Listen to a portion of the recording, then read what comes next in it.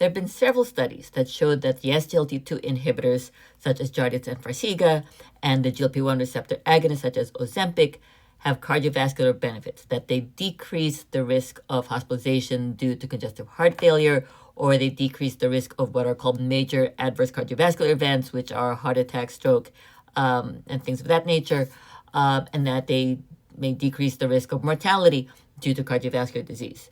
Now, there was a recent meta-analysis, which I'll explain in a second, that showed that the benefits may depend on how old someone is. A meta-analysis is when the authors, when the researchers take the data from already done studies and pool them to look for certain outcomes. So the researchers did not perform the experiments themselves. They did not gather patients and give them SGLT2 inhibitors or GLP-1 receptor agonists and compare them. They took the data of previously done studies and kind of pulled them together to gather this data. And what they found was that patients who are older had more benefits from SGLT2 inhibitors than they did from GLP-1 receptor agonists.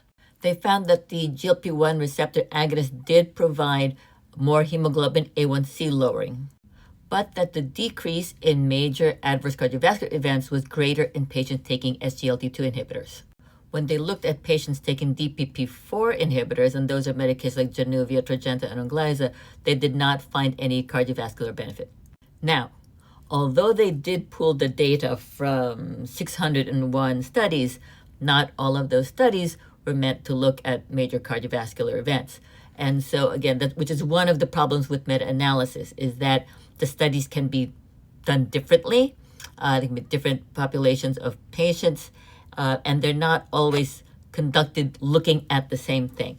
Nonetheless, this is an interesting finding, and it bears more study to see whether or not there truly is a difference as far as cardiovascular benefit looking at these two classes of medications, because we may find that we should choose one over the other depending on how old somebody is. But I think that's something that still needs looking into.